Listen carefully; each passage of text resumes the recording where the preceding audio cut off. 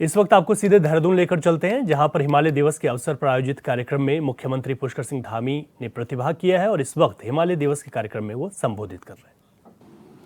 और चूंकि मुझे उस समय इसलिए कम लग रहा था कि मैं लोकसभा चुनाव के संबंध में देश भर के अनेक स्थानों पर गया और बहुत सारी जगह पर मुझे 48 से 50 डिग्री टेम्परेचर में भी रहने का अनुभव पहली बार हुआ खुली धूप में, तो मुझे कम लग रहा था। लेकिन फिर भी मैंने वहाँ पूछा।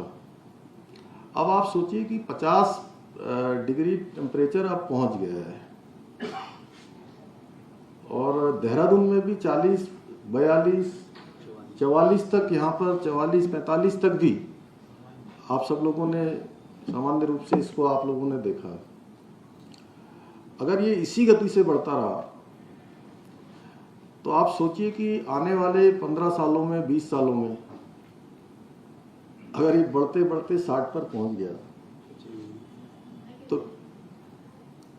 तो क्या जनजीवन बचेगा? क्या हम अपने आने वाले जो हमारे नौनिहाल हैं, हमारी आने वाली नई पीढ़ी है, उस पीढ़ी को हम विरासत में क्या देकर जा रहे हैं? बहुत बार लगता है, जैसे अभी हम आपदा की बात करते हैं, पिछले साल हमने अनेक आपदाएं, हम प्रत्येक वर्ष किसी न किसी रूप में आपदाओं का सामना करते हैं। हम कभी ऋणी की आपदा देखते हैं, कभी केदारनाथ की आपदा, इस बार फिर केदार घाटी में आपदा, हमारे घनसाली क्षेत्र में आपदा, 3-3, 4-4 जगह मैं स्वयं गया, गुत्तू गया, घनसाली गया, और तीसरी जगह कौन सी थी किशोर भाई साहब? तो 3 जगह पर आई थी ना आपदा। घनसाली में 2 जगह नहीं, मैं तीनों जगह गया था। बूढ़ा केदार, बल्कि आप विधानसभा सत्र, हाँ, बूढ़ा केदार क्षेत्र में, और अभी बरुणावत पर्वत में भी थोड़ा उसी प्रकार के साइन।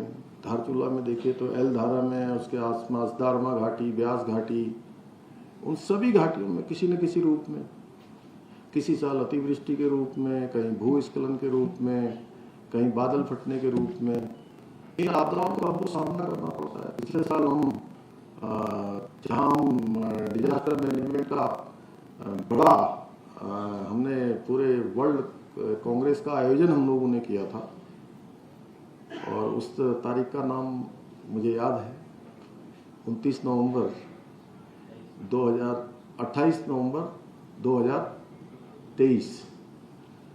तो उसी दिन, जिस दिन हमारा ये कार्यक्रम प्रारंभ हुआ, और उसी दिन सिलकारा टनल में फंसे हुए हमारे 41 जो हमारे श्रमिक भाई थे, वो सकुशल बाहर निकले। इसलिए मैं वो दिन तो कभी भी नहीं भूल सकता, क्योंकि वो मेरे जीवन का जो है एक ऐसा अध्याय था कि जिस समय में मैं वहाँ काम करता था, या मैं 17 दिन तक लगातार वहाँ रहा, तो उस समय में मुझे बहुत बार ऐसा लगता है, अनिल प्रकाश जोशी जी मेरी बहुत चिंता करते हैं। कभी भी ये देखते हैं, मैं 2 दिन से वायरल फीवर हो गया मुझे, तो इनको चिंता हुई होगी कि मुझे लग रहा है कि अत्यधिक जो है मैं ज़्यादा वायरल में हूँ, या ज़्यादा मेरा टेम्परेचर हो गया। मैंने मोबाइल 2 दिन के लिए मैंने बंद कर दिया था थोड़ा। तो उस समय में जब सिलकारा टनल का रेस्क्यू चल रहा था, मैं थोड़ा आप लोगों को इसलिए थोड़ा अलग ले जा रहा हूँ, क्योंकि आपने हिमालय के बारे में बहुत सुन लिया, अभी बहुत सारी बातें सुन ली। मैं थोड़ा सा उससे थोड़ा आप लोगों को थोड़ी दूर ले जा रहा हूँ, थोड़े नए तरीके से। तो बहुत बार हमको लगता है कि हम सब कुछ करने वाले हैं, हम ही करता है, हम ही सारे कार्यक्रम करते हैं, हम ही आयोजन करते हैं, हम ही संयोजन करते हैं। लेकिन कई बार ईश्वर का संयोजन होता है, और कई बार नहीं, हर बार, क्योंकि वो कुछ और कर रहा होता है, और समय समय पर वो हमको एहसास भी कराते रहते हैं कि इसको मतलब अपने उसमें रखे रहिए, जिससे कि जो है आप अच्छे कर्म करते रहिए, सत्कर्म करते रहिए। मैं जब 17 दिन सिलकारा टनल का रेस्क्यू चल रहा था, तो बहुत बार हमको लगता था कि आज ये 56 मीटर पर जो है ब्रेक थ्रू होना था। 56 मीटर अंदर थे वो लोग और 56 मीटर बीच में मलबा और वो सब। तो शुरुआत जब हमने करी उसकी तो 5-6 मीटर पाइप आगे गया, लेकिन जब पाइप जा रहा था शुरू में तो लग रहा था कि 1 दिन में 2 दिन में निकल जाएंगे सब। और शाम को जब जेसीबी। बड़ी खबर आपको बता दें, धामी सरकार नौकरियों का पिटारा खोल रही है। अच्छी खबर है, 4,400 पदों पर इसी महीने से भर्ती शुरू हो जाएगी। तो युवाओं के लिए, बेरोजगार युवाओं के लिए ये बड़ा अपडेट है कि 4,400 पदों पर भर्ती शुरू होगी इसी महीने से। 16,000 से ज़्यादा युवाओं को अब तक नौकरी भी मिल चुकी है। 11 विभागों में रिक्त पदों के लिए 15 सितंबर से भर्ती प्रक्रिया शुरू कर दी जाएगी। अब आपको पद बता देते हैं और विभाग बता देते हैं, जिसमें है पुलिस विभाग, वन आरक्षी की भर्तियां, इंटर स्नातक स्तरीय पदों पर भी नौकरियां निकलेंगी। आवेदन किए जाएंगे। परीक्षा परिणाम जारी करने का शेड्यूल बनाने में आयोग जुट गया है अपनी तैयारियां करने में। तो आपको बता दें कि धामी सरकार इस वक्त बड़े स्तर पर नौकरियों का पिटारा खोलने जा रही है। 4,500 पदों पर इसी महीने से भर्ती प्रक्रिया शुरू हो जाएगी, जिसके लिए पूरी तरीके से तैयारियां हो गई हैं। जो अध्याचन भेजे गए थे उस पर 4,500 पदों पर स्वीकृति मिल गई है।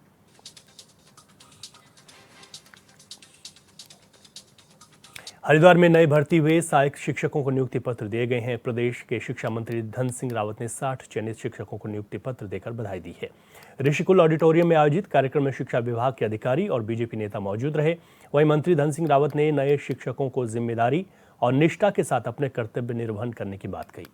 शिक्षा मंत्री ने कहा कि हरिद्वार में अब सरकारी स्कूलों में शिक्षकों की कमी नहीं रहेगी। प्रदेश भर में करीब 3,000 नए शिक्षकों की भर्ती की गई है। इसके अलावा सरकारी स्कूलों में बुनियादी सुविधाओं को भी दुरुस्त करने के लिए काम किया जा रहा है।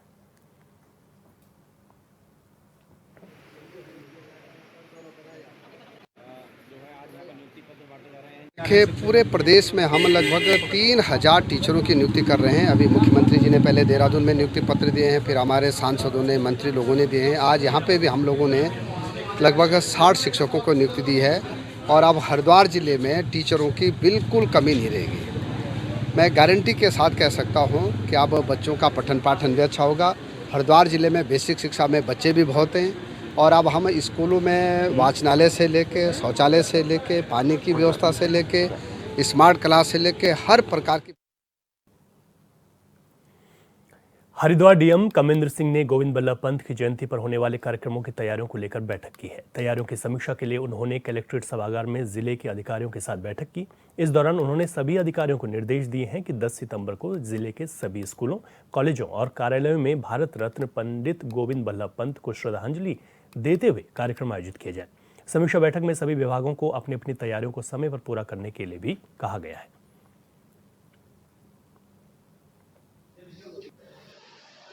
पंडित गोविंद बल्लभ पंत जो अविभाजित उत्तर प्रदेश के पहले मुख्यमंत्री भी थे, महान स्वतंत्रता सेनानी थे, उनकी 137वीं जयंती है और इसको हर्ष उल्लास के साथ मनाए जाने के संबंध में आज ये बैठक हुई है। सभी लोकल बॉडीज़ को निर्देश दिए गए हैं कि उनके क्षेत्रांतर्गत जोर शोर से इसको मनाया जाना चाहिए। देशभक्ति गीतों का प्रसारण होना चाहिए। सभी विद्यालयों में निबंध प्रतियोगिता, चित्रकला प्रतियोगिता, इस प्रकार की प्रतियोगिता। उत्तराखंड में राष्ट्रीय कृमि दिवस पर 1 से 19 साल के बच्चों को कृमि मुक्ति यानी पेट के कीड़ों की खत्म करने की दवाई खिलाई जाएगी, जिसके लिए एनएचएम ने अपनी तैयारियां पूरी कर ली हैं। इस बात को लेकर एनएचएम की मिशन निदेशक स्वाति सिंह भदौरिया ने बताया कि राष्ट्रीय कृमि दिवस के लिए हमारी दवाइयां सभी जिलों में पहुंच चुकी हैं और शिक्षा विभाग की तत्परता से इसमें काम हो रहा है। उन्होंने बताया कि 10 सितंबर को कृमि मुक्ति की दवाई सभी स्कूलों में बच्चों को खिलाई जाएगी। अगर कोई बच्चा 10 सितंबर को स्कूल नहीं आता है तो उन बच्चों को 18 और 19 सितंबर को दवाइयां खिलाई जाएंगी। इसमें एक हम लोग की जो इंटर डिपार्टमेंटल स्टेक होल्डर्स की मीटिंग होती है वो ऑलरेडी कराई जा चुकी है 10-12 दिन पहले। तो सभी विभाग पूरे अलर्ट मोड पे हैं। हमारी जो दवाइयां हैं वो भी जिलों में पहुंच चुकी हैं और स्कूल एजुकेशन डिपार्टमेंट भी इसमें पूरी तत्परता से कार्य कर रहा है। और जो हमारा 10 सितंबर को डेट इसका फिक्स किया गया है, 10 सितंबर को सभी स्कूल्स में ये दवाइयां बच्चों को खिलाई जाएंगी। उसमें क्या डूज एंड डोंट्स है, उसमें AEFI किस प्रकार से साइड इफेक्ट्स वगैरह हो सकते हैं, उसमें उस स्थिति में कैसे क्या करना है, इसकी ट्रेनिंग्स भी सभी को दी जा चुकी चुकी हैं। और साथ में 10 सितंबर के बाद अगर कोई बच्चा उस दिन एब्सेंट है या किसी कारणवश इसको दवाई नहीं दी जा सकी है, तो 18 तथा 19 सितंबर को इसका एक मॉप अप सेशन भी रखा गया है, जिससे हमारा पूरा 100% विधायक मुन्ना सिंह चौहान के बयान पर सियासी घमासान थमने का नाम नहीं ले रहा। विधायक के बयान पर बंगाली समुदाय का समर्थन करते हुए दिनेशपुर में व्यापार मंडल ने एक दिन दुकान बंद कर विरोध दर्ज करते हुए मुन्ना सिंह चौहान का पुतला दहन किया। इस दौरान देवभूमि व्यापार मंडल के अध्यक्ष राजेश नारंग ने कहा कि बंगाली समुदाय की अनुसूचित जाति की मांग जायज मांग है। भारत के कई प्रदेशों में अनुसूचित जाति का बंगालियों को लाभ मिल रहा है, लेकिन उत्तराखंड में इसका विरोध करना निंदनीय है। उन्होंने कहा कि विधायक ने जो बंगालियों के प्रति अपशब्द बोले हैं, उनके खिलाफ कठोर कार्रवाई होनी चाहिए।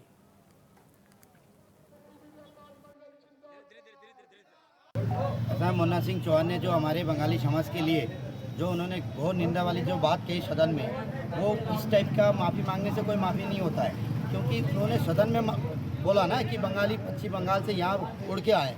अब बोले ना सदन में कि बंगाली समाज से हमने जो बोला हमने कि गलती हो गई, अब सदन में माफ़ी मांगे। ऐसे मुन्ना सिंह माने जी खेद है, वो कोई माफ़ी मांगे नहीं होता है। अब पूरे रूप से व्यापार मंडल आज हम लोग पूरे दिन बाजार बंद करके रखे पड़े हैं और आगे भी बंद करेंगे, कि जब तक हमें पूर्ण रूप से मुन्ना सिंह चौहान अगर सही तरीके से माफ़ी अगर ना मांगे, हम तब तक व्यापार मंडल ऐसे हम लोग काम करते रहेंगे, बंद करते रहेंगे, विरोध करते रहेंगे। मुन्ना सिंह चौहान द्वारा जो माफ़ी मांगा गया, ये गुपचुप तरीके से मांगा गया, ये सार्वजनिक तौर से मीडिया के सामने नहीं मांगा गया है।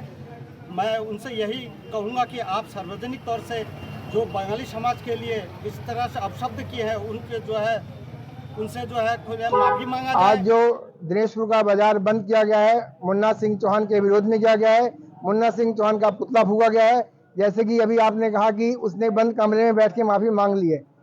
अगर बंद कमरे में बैठ के माफ़ी मांगी है तो किसके सामने मांगी है? मीडिया के सामने मांगे। मीडिया को प्रेस विज्ञप्ति आउट करे कि मैंने बंगाली समाज के सामने जो अपशब्द बोले थे उसके लिए मेरे को शर्मिंदगी है। मैं हाथ जोड़कर बंगाली समाज के पैर पकड़ के माफ़ी मांगता हूँ, इस तरह से माफ़ी मांगी जाए। उधम सिंह नगर के एसएसपी मणिकांत मिश्रा काशीपुर कोतवाली पहुंचे, जहां उन्होंने पुलिस समेत शहर के गणमान्य लोगों के साथ बैठक की है। बैठक में एसएसपी ने कहा कि उधम सिंह नगर में अपराध पर अंकुश लगाने के लिए हम पूरी तरीके से प्रतिबद्ध हैं। नशा तस्करों के साथ ही उसके सप्लायरों की गिरफ्तारी कर उससे अर्जित संपत्ति जब्त की जाएगी। साथ ही उन्होंने महिला सुरक्षा और नशे के खिलाफ सख्त कदम उठाने पर जोर दिया। एसएसपी ने कहा कि वर्तमान में साइबर क्राइम बढ़ता जा रहा है। साइबर अपराध से जुड़े मामलों में प्राथमिकी दर्ज कर अपराधियों की धरपकड़ की जाएगी। बैठक में एसएसपी ने जिले में अब तक ओवरलोड वाहनों से कितने हादसे हुए, कितनों की मौत हुई, इसकी रिपोर्ट पुलिस अधिकारियों से मांगी है।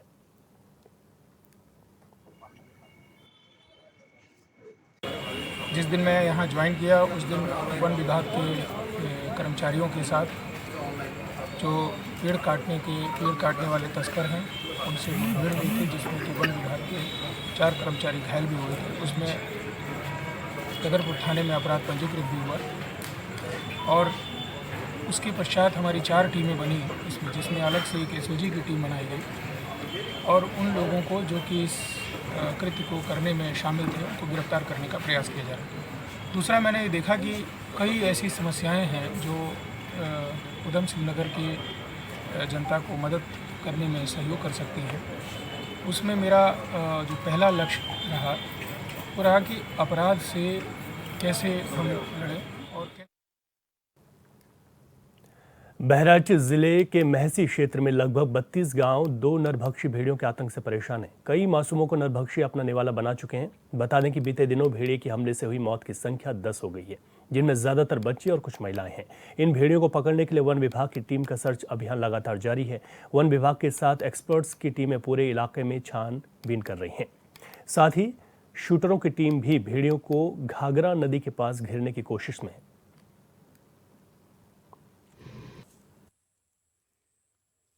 कहना हमारे तरफ से तो कहना यही है कि मतलब पकड़ा जाए, जिससे भेड़िया पकड़ा जाए। आ जाता है, कल आता है, ये अच्छा नहीं लगता। हमेशा रोज कभी उनके घर घुस गया, कभी उनके घर घुस गया, शिकार हो पाता नहीं है।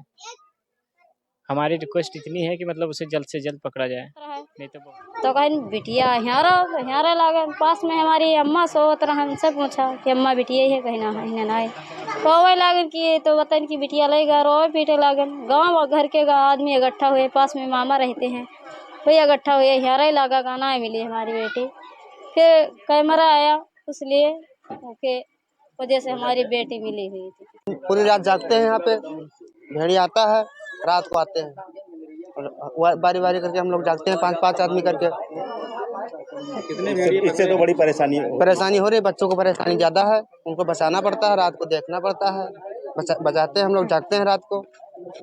ये चाल पकड़ लिए हैं तो हाथ तो खाली नहीं है, हाथ तो हमारा जो है सही दिशा में काम कर रहा था।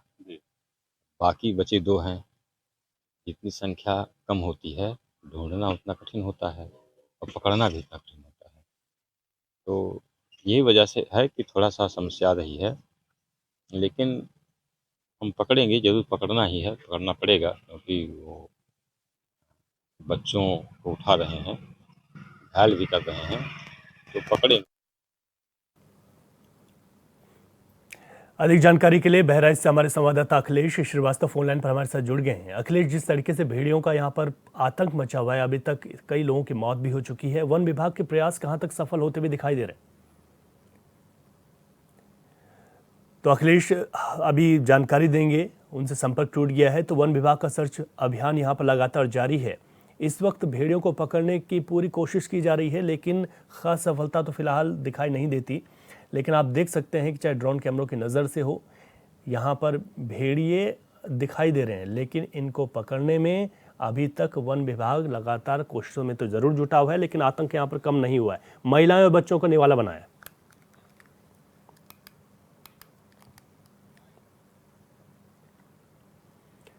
तो चलिए आगे बढ़ते हैं। पीलीभीत के थाना जहानाबाद इलाके के सुंदरपुर गांव में 2 पक्षों के बीच मारपीट हो गई। इस दौरान धारदार हथियारों के साथ ही जमकर लाठी डंडे भी चले।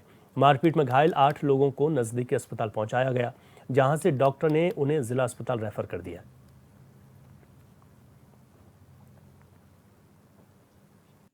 ये सुंदरपुर का केस है। 2 पक्षों में लड़ाई झगड़ा हुआ है। एक पक्ष के 3 लोग इंजर्ड हैं, एक पक्ष के 5 लोग इंजर्ड हैं। इसमें 2 की हालत गंभीर थी, तो उनको जो है जिला अस्पताल रेफर किया गया। उनको फ्रैक्चर हो सकता है, हेड इंजरी है, तो इसलिए जिला। बहराइच में भेड़ियों के आतंक के बाद अब झांसी में सियारों का आतंक देखने को मिल रहा है, जहां सियारों ने 3 ग्रामीणों को अपना शिकार बनाया, जिसके बाद ग्रामीण अब दहशत के साए में।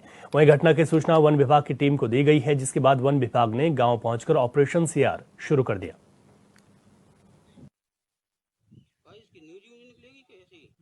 और सियार ने काटो। आपको काटा? हाँ। कब काटा था आपको? वो परसों काटो, तो रात के काटो, तो 8-9 बजे। रात 9 बजे आप कहाँ पर थे? हम झला पे थे, कीर्तन हुआ तो सुन रहे थे। कीर्तन सुन रहे थे, वहीं काट लिया? हाँ, वहीं काटो, हमें काटो, झला की आदमी। कितने सियार हैं वहाँ पे? अब सियार तो बेलात हैं, अब ये कहीं आओ तो बस वो काट गया। क्या कहा लड़क जना काटा? सियार ने काटा? क्या कर रही थी आप? पानी भर रहे थे। कितने सियार थे? एक था। रात सुबह 5 बजे एक महिला मातन के मंदिर पे पानी भरने गई, तो उसको सियार ने आन के उसको काट लिया। फिर प्रधान ने सूचना करी जी, तो प्रधान की सूचना पर रनियारा आए जी। तो यहाँ मौके पे देखा, उस औरत को ले गए अस्पताल जी। तो इंजेक्शन वगैरह, दवाई वगैरह, फल फूल उनको खाने के लिए दिया। तो उनको घर पर ले, फिर प्रधान जी के यहाँ प्रधान जी ने कही कि हमारा एक जाल यहाँ पर बिछाए। तो हमने तुरंत अपने उच्च अधिकारी श्री क्षेत्रीय वन अधिकारी अवधेश सिंह बुदेला को गुरसराय से कहा, तो उनने तत्काल ही पिंजरा